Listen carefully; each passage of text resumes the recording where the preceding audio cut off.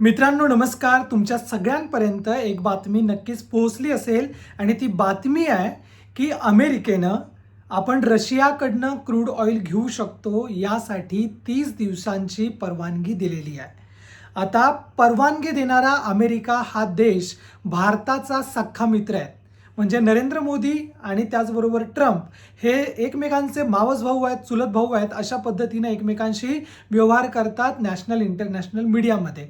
परंतु त्यांनी आपल्याला परवानगी दिली की पुढची 30 दिवस आपण रशियाकडून तेल खरेदी करू शकतो.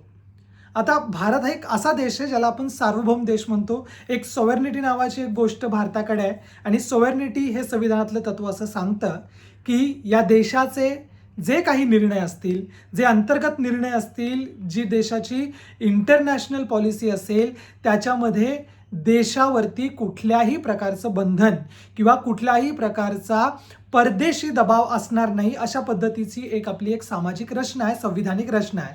परंतु ज्या वेळेस ट्रम्प आणि त्यांचे मंत्री अशा पद्धतीने एक विधान करतात आणि असं सांगतात की आम्ही भारताला पुढची 30 दिवस रशियाकडून क्रूड ऑइल घेण्यासाठीची संमती दिलेली आहे, परवानगी दिलेली आहे, याचाच अर्थ भारत देश नेमका आपल्या परदेशी नीतीबद्दल काय करतोय, किती सजग आहे, याच्याबद्दल आपण सगळ्यांनीच विचार करणं मला असं वाटतं की महत्त्वाचं आहे. कारण जर अमेरिकेसारखा स्वतःला महासत्ता म्हणवणारा देश अशा पद्धतीनं जर शब्दांचा वापर करत असेल आणि आपल्याला परवानगी देत असेल, तर मग आपण महागुरू, विश्वगुरू म्हणून जे काही आपण आपली स्वतःची टिमकी वाजवतोय, त्या टिमकीचं झालं काय, हा एक महत्त्वाचा मुद्दा आहे. आपण आपल्या वस्तू कुठून खरेदी कराव्या, कधी खरेदी कराव्या, याचे सगळे अधिकार, सर्वाधिकार आपल्या देशाचे असतात.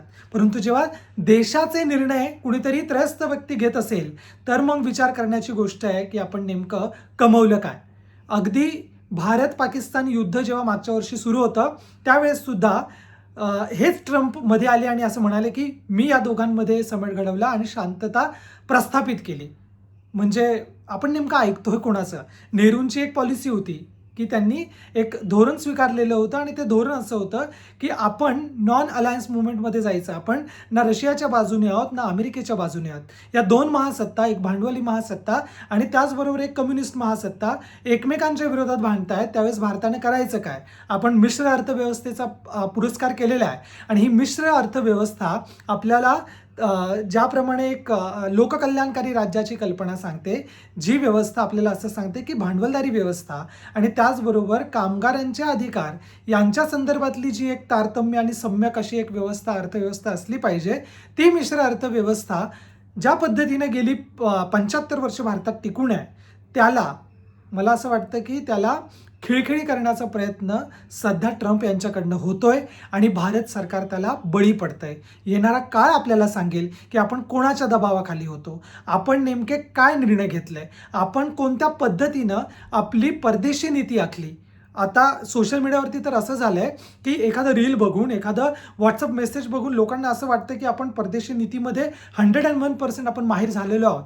परंतु अभ्यास करणं मला असं वाटतं की महत्त्वाचं आहे. कोणता देश अशा पद्धतीनं जर आपलं विधान करत असेल आणि आपल्याला परवानगी देत असेल, तर विचार करा की आपण कोणत्या दिशेने चाललो आहोत. धन्यवाद.